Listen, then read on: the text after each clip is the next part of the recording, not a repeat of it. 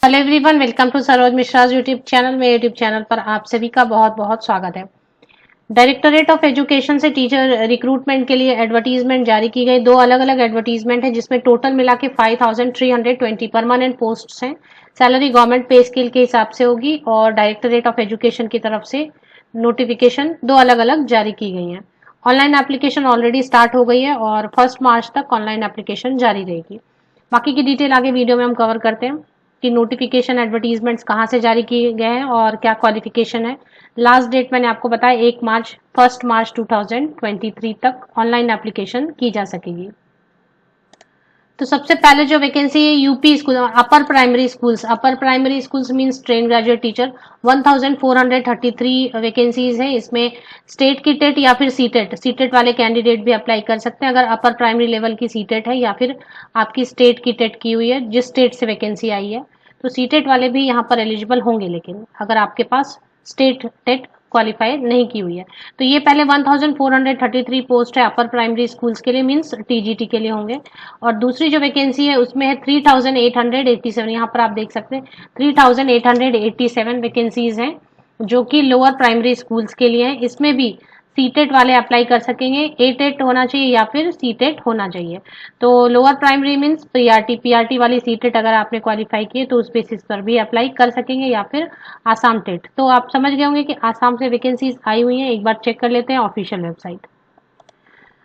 Directorate of elementary education dee.assam.gov.in से vacancies आई हैं, देखने को आपको मिलेंगी इसकी ऑफिशियल वेबसाइट पर।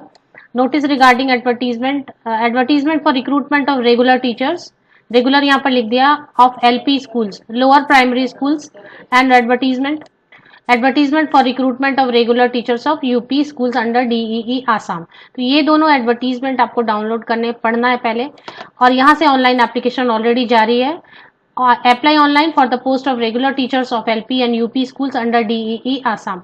अब एडवर्टीजमेंट में मैंने जहां तक देखा कि सीटेट वाले भी अप्लाई कर सकते हैं। अगर कुछ लैंग्वेज मांगा गया है तो फिर वो लैंग्वेज आपने सीटेट में वो पेपर पास होना चाहिए।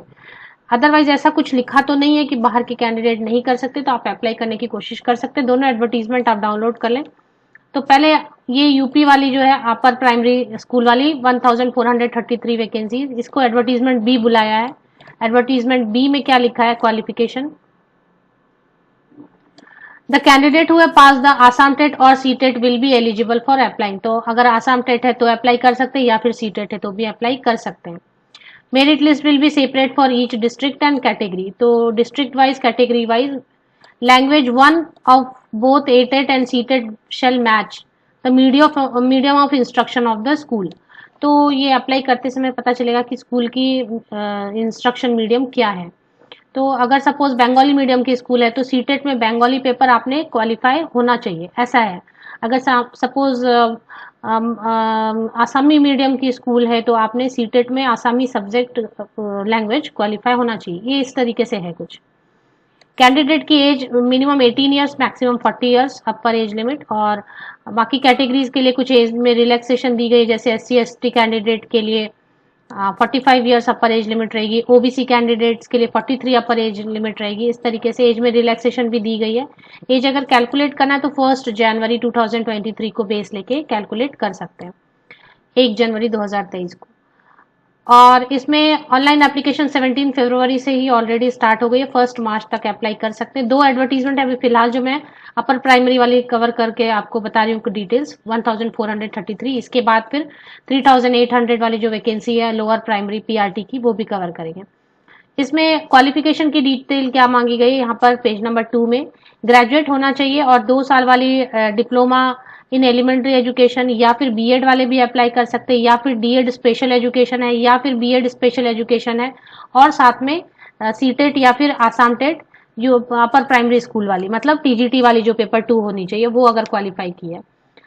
सैलरी यहाँ पर जो दी हुई है 14,000 पे स्केल है, प्लस ग्रेड पे अलावेंसेस वगैरह ऐड करके। आसाम में क्या सैलरी बनती है ये मुझे इतना एग्जैक्टली पता नहीं, बट चूंकि गवर्नमेंट का रेगुलर पोस्ट है तो सैलरी अच्छी ही बनेगी।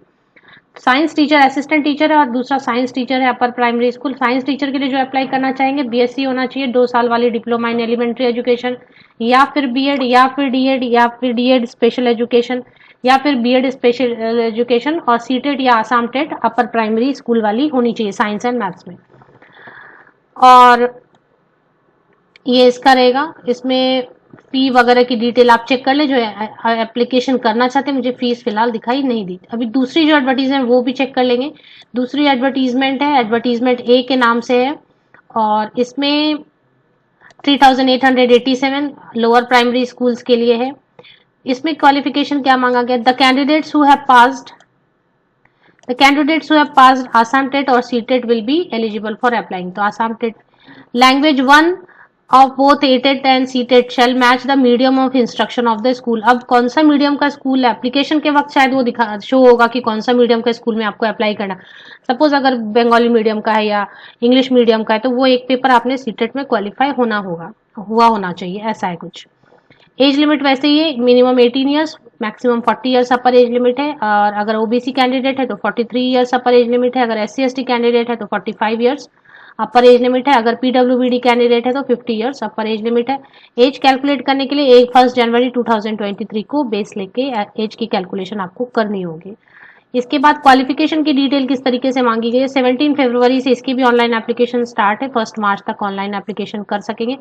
जैसे मैं बार बार बता रही हूँ, ऐसा लिखा तो नहीं है कि बाहर के स्टेट के कैंडिडेट अप्लाई नहीं कर सकते, बट कुछ लैंग्वेज का है तो वो आपको एप्लीकेशन के वक्त ही समझेगा, अप्लाई करके देखें। या फिर आसाम से आप हैं तो आप कमेंट सेक्शन में लिख सकते हैं बाहर के स्टेट के कैंडिडेट अप्लाई कर सकेंगे या नहीं कर सकेंगे, क्योंकि यहाँ पे सीटेट को तो वैलिड माना है और कई कैंडिडेट के पास सीटेट तो होती है।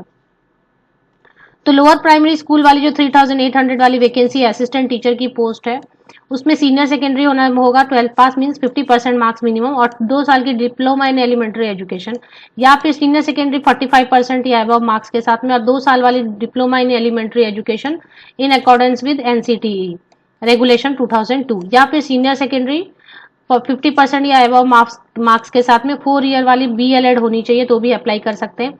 या फिर सीनियर सेकेंडरी 50% मार्क्स के साथ में 2 साल वाली डिप्लोमा इन स्पेशल एजुकेशन है और साथ में एटेट या सीटेट लोअर प्राइमरी मतलब पीआरटी वाली, अगर मतलब सीटेट 1 या एटेट 1 सा क्वालिफाई किया तो अप्लाई कर सकते हैं। तो इस तरीके से काफी चीजें इसमें दी हुई है। ऑफिशियल वेबसाइट की लिंक मैं आपको प्रोवाइड कर देती हूँ, इसमें मार्क्स वगैरह बताया गया कि कैसे किस पर कितनी वेटेज रहेगी, कितने मार्क्स 330 मार्क्स का रहेगा और क्या क्या चीज़ों पे किन किन चीज़ों पे स्कोर्स या मार्क्स मिल रहे हैं शॉर्टलिस्टिंग के लिए, वो सिलेक्शन प्रोसेस के लिए। The selection of the candidate shall strictly on order of merit considering the reservation and marks will be allocated as follows. तो मेरिट के बेसिस पे सिलेक्शन होगी और उस पर जो मार्क्स हैं ये इस बेसिस पर किए जाएंगे। तो फिलहाल समझ ये आ रहा है कि एग्जाम नहीं होगी, मेरिट बेसिस पर सिलेक्शन होनी है। तो अब बाकी की जो चीजें आगे देख लेते हैं। ऑफिशियल वेबसाइट कहाँ पे, dee.assam.gov.in पर आपको सारी अपडेट बार बार मिलेंगी। The office will not be responsible for any lapse in submission of online application due to any technical problem at the end of the candidate. तो पढ़ लें पहले एडवर्टीजमेंट को, उसके बाद ही अप्लाई करें। बाहर के स्टेट वाले वेट कर लें 1-2 दिन, क्योंकि या पढ़ लें पहले एडवर्टीजमेंट को कि क्या लिखा है और एप्लीकेशन को ध्यान से देखें। अगर एप्लीकेशन के लिए डोमिसाइल नहीं मांगा जा रहा है, रेसिडेंशियल नहीं मांगा जा रहा है या कोई लैंग्वेज की प्रॉब्लम नहीं की जा रही है तो आप कर सकते हैं एप्लीकेशन, लेकिन चेक कर लें एक बार। ऑफिशियल वेबसाइट ये de.assam.gov.in, इसकी ऑफिशियल वेबसाइट की लिंक आप मेरे इसी यूट्यूब वीडियो के डिस्क्रिप्शन बॉक्स को चेक करें, स्क्रॉल डाउन करके यहाँ पर आपको लिंक अवेलेबल मिल जाएंगे। इसको एक बार आप अगर आसाम स्टेट से बिलोंग करते हैं तो इसकी ऑथेंटिसिटी भी आप चेक करके एक बार बता दें। हालांकि मैंने इसे चेक करके ही लिया है, फिर भी आप अगर आसाम से हैं तो बेटर, आपको भी नॉलेज होगी तो आप कमेंट सेक्शन में लिख दें कि आपने ये वेबसाइट चेक कर लिया है। आप सबको best wishes, thank you very much.